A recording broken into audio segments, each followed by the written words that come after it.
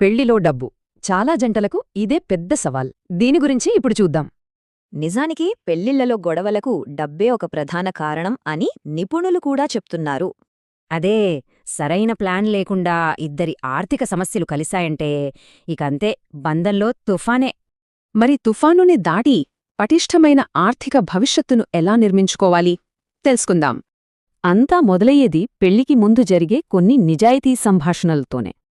అందులో మొదటి ప్రశ్న ఇదే: దాచిన అప్పులేమైనా ఉన్నాయా అని తెలుసుకోవాలి. డబ్బు విషయంలో వాళ్ల మనస్తత్వం ఏంటి? పొదుపా లేక ఖర్చా? ఇది చాలా ముఖ్యం.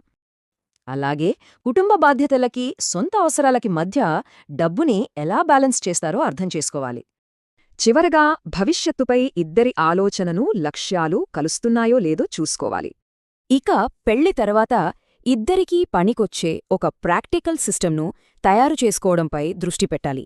బ్యాంక్ అకౌంట్ల విషయంలో ఓ ఆసక్తికరమైన పద్ధతి ఉంది. చాలామంది నిపుణులు సింగిల్ జాయింట్ అకౌంట్ వద్దంటారు. దానికి బదులుగా ఇల్లు కొనడం లేదా వెకేషన్ వంటి ఉమ్మడి లక్ష్యాల కోసం ప్రాజెక్ట్ అకౌంట్స్ తెరవాలి. చూడండి, ఒక ఆరోగ్యకరమైన ఆర్థిక వ్యవస్థలో ఇలా ప్రతిదానికి వేర్వేరకౌంట్లుండటం చాలా ముఖ్యం.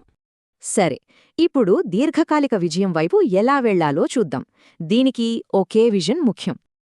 ఆర్థిక లక్ష్యాలను ఇలా విభజించుకోవచ్చు: తక్షణ అవసరాలు, భవిష్యత్తు ఆశయాలు, ఇంకా పిల్లల వారసత్వం.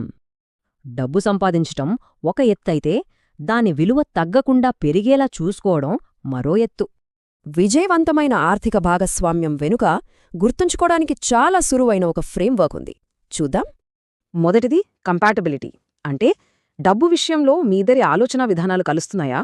రెండవది కమ్యూనికేషన్, అంటే సంపాదన దగ్గర నుండి ఆర్థిక భయాల వరకు అన్నీ పంచుకోవాలి.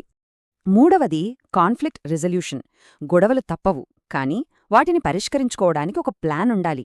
ఇక చివరిగా కౌన్సిల్, అవసరమైనప్పుడు నిపుణుల సలహా తీసుకోవడానికి అస్సలు వెనుకాడద్దు. అందుకే డబ్బు గొడవలకు కారణం కాదు, అది ఉమ్మడి భవిష్యత్తును నిర్మించుకునే ఒక బలమైన సాధనం. ఇలంతా మనలో ఒక ప్రశ్నను మిగులుస్తుంది: ఈరోజే మొదలుపెట్టాల్సిన ఆ డబ్బు సంభాషణ ఏంటి?